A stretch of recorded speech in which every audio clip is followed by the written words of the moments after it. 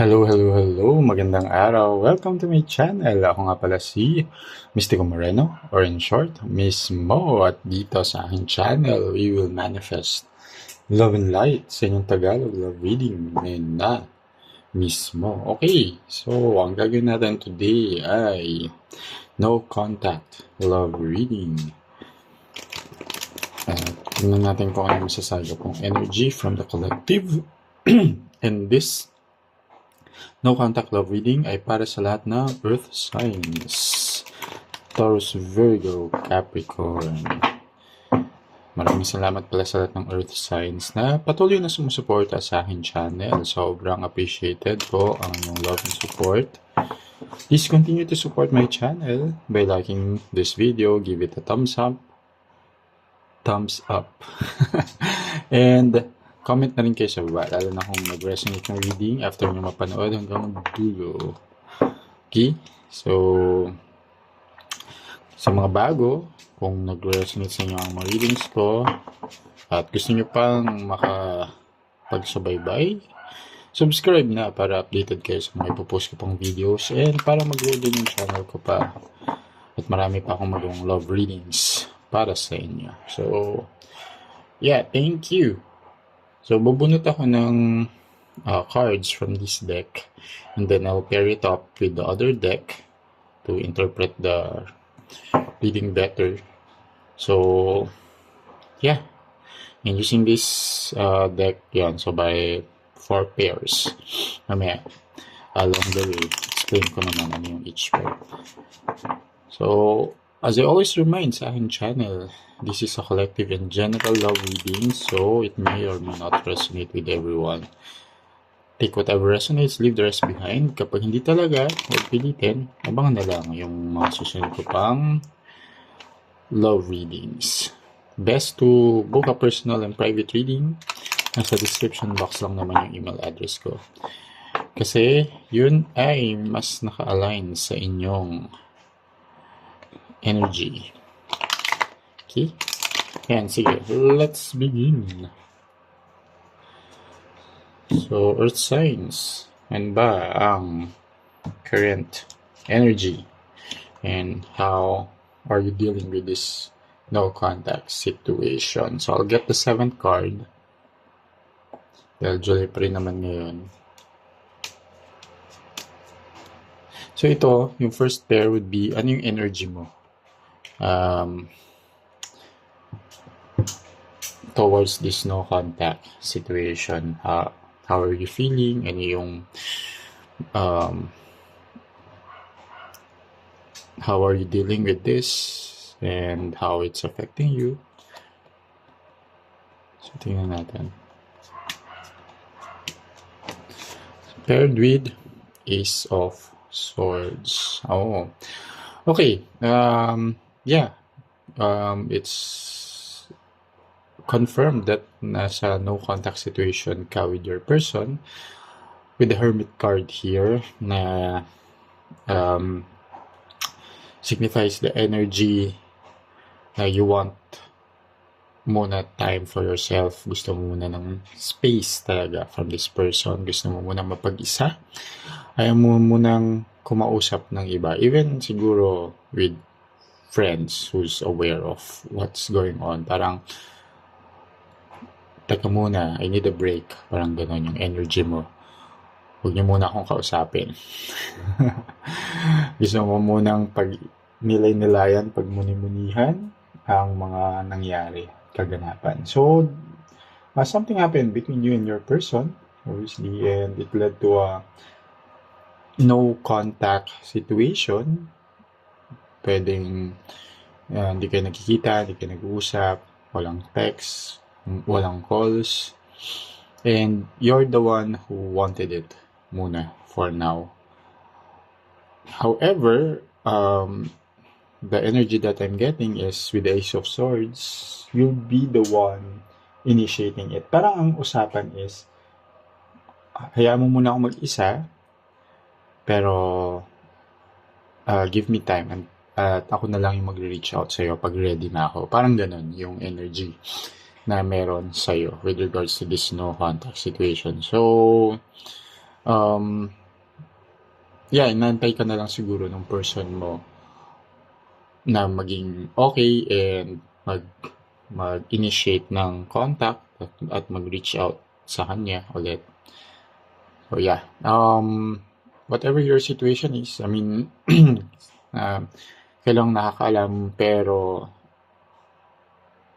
something happened in the recent past that led to your decision na na gusto mo muna ng space. Okay? And let's see naman, ano naman yung energy ng person mo or how the no contact situation is affecting your person. Okay? So, second pair.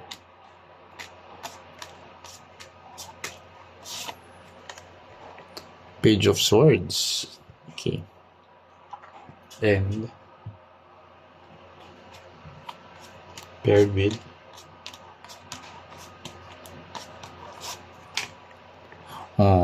nag-aalala to sa'yo. Your person is now really wondering, kamusta ka? Sana okay ka? Ngayon, yun yung tumatakbo sa utak niya ngayon na you're not currently in contact with your person. So,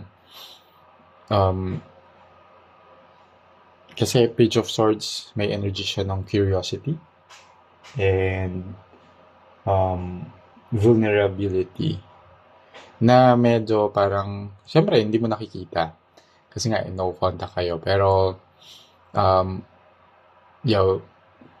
nalulungkot siya, worried siya, and curious siya kung ano yung kalagayan mo ngayon, anong iniisip mo, nararamdaman mo. Gusto ko niya makausap na rin. Pero, I can see with the Two of Cups, then it's card of connection, relationship, diba? Na your person is just waiting also na ma-break yung no contact. And looking forward din siya dun sa pag-reach out mo. Okay? Aware naman siya dahil nga nasabi mo to. Nabanggit mo sa kanya na pag ready na ako, saka ka mag-reach out. And he or she is aware. So, this person is just waiting. And nare-respeto naman din niya yung decision mo. And I can see because if ikaw yung nag-initiate nito, na-feel ko, mas nakikita ko yung energy na at fault yung person mo sa situation, yung sa past events leading to the no contact situation. So parang no choice din siya. He or she has to wait na maging ready ka to communicate or contact him or her again. Okay? So, yeah, pero namimiss ka nitong tao na to.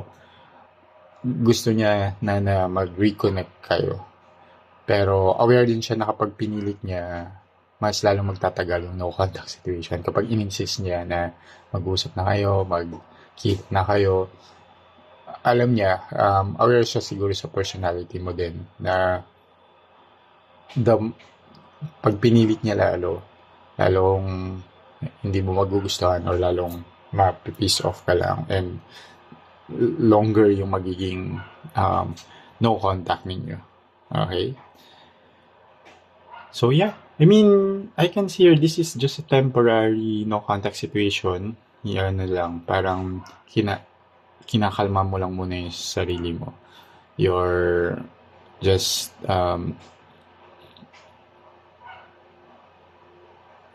allowing yourself to recover siguro from the past events na alam mo rin na hindi naman to kailangan umabot sa permanent no contact situation like breakup or separation. Hindi naman. So yeah, siguro max na is a cool off kung in a relationship kayo. Okay? So let's see. Ano yung energy ninyong dalawa with regards to this no contact situation. So this is a combined energy. How do you see uh yung towards the relationship itself? Ano yung energy ninyo? Um, Given na ito inantay ka lang din, what's the energy with regards to the connection itself? Okay? As affected by the no contact situation. Yeah. 10 of coins. Okay. And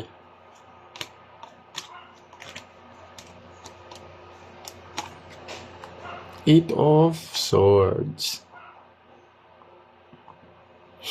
Alright. So, yeah, with the 10 of coins here na with the 10 of coins energy, nakikita ko dito na paired with the 8 of swords, what I see here is that eventually magkakaayos naman din talaga kayo sooner sooner pa than later. Parang ikaw nga talagang gusto mo lang muna mag-isa para lumamig yung ulo mo, okay, or kumalma ka, ganyan, or talagang kasi yung with the 10 of coins energy showing up here, it's the energy of settling down, pero with the no contact situation, it's projecting the energy na magre-reconnect, magkakaayos, at mabibreak naman yung no contact situation ninyo, which is both naman kayo looking forward to it.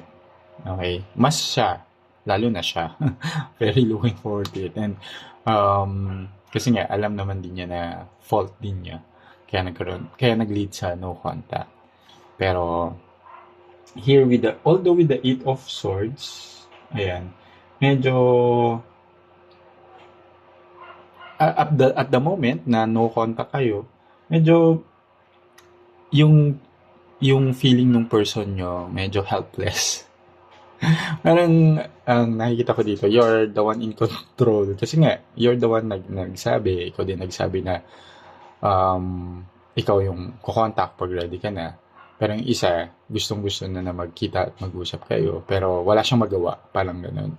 So, with the 8 of Swords here showing up, alam niya na magkakaayos naman kayo kasi wala ka naman din parang binigay na, ayoko na, hiwalay na tayo. Wala naman ganun. Pero, dahil nga sa parang paghintay, syempre, minsan, walang timeline eh. Di ba? Walang sinabi na, okay, in 3 days, or in a week, or bukas, or mamaya, walang ganun. Parang, pag ready na ako, parang ganun. Pero kailan? Parang ganun. Sa point of view niya, kailan? So, alam mo yung anticipation is bothering your person already. And, yun, wala siyang magawa. So, medyo helpless siya. That's the 8 of Swords energy na restricted siya dun sa, unknown timeline kung kailan mo siya kakausapin ulit or kung kailan ka makikipagkita ulit sa kanya. Ayun. And, as well, with the energy nung person mo, pwede nga na kamustahin ka niya, ganyan, which hindi mo naman din parang pinipigilan, pero hindi ka nga lang magre-reply, ganun. So mas for some of you may ganung situation, tapos na-stress pa siya lalo na hindi mo talaga pinapansin. So, parang no choice siya talaga na not to really bother you until naging okay ka na. Ayan. Okay, so, last pair. Yung last pair would be, ano yung action mo moving forward? Or, ano yung next plan mo na after this. or with regards to the no contact. Ano na yung mga plano mong gawin? Ano yung best action din for you to take? So, okay. King of Coins. And paired with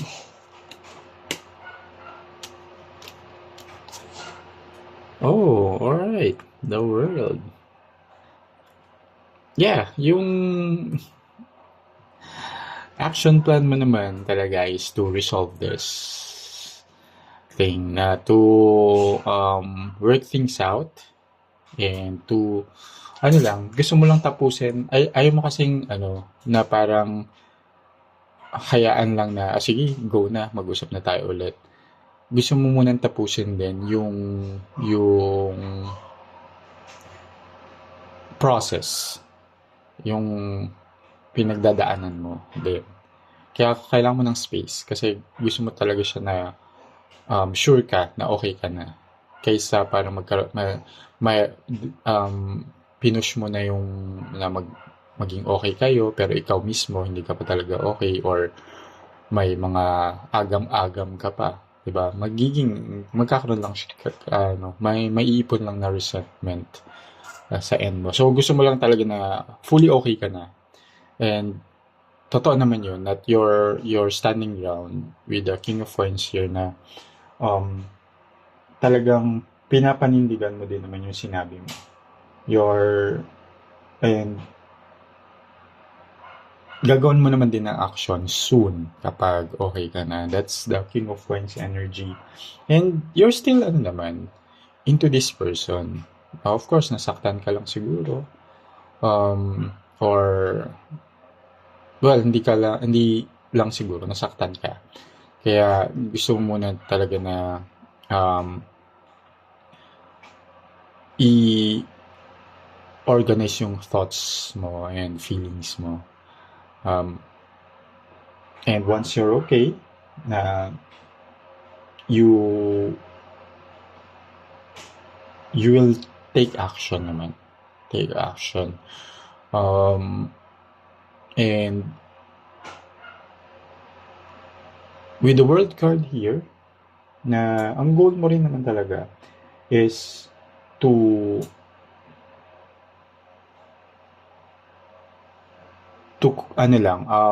once na okay ka na nga, ang goal mo naman talaga is magkaayos din kayo. Yun din naman yung gusto mo. Okay? And World card is a card of celebration. So soon talaga din, and it will come from you. Yung parang result, ang result ay celebration. It will be initiated by you.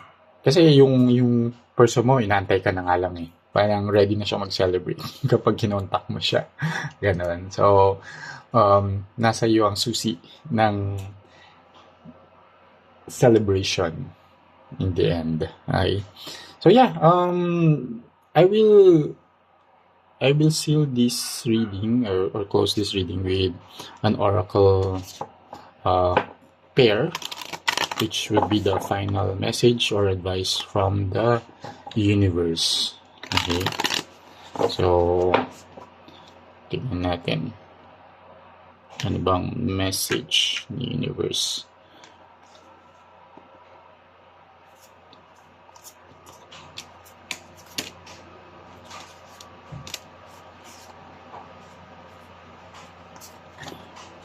Holy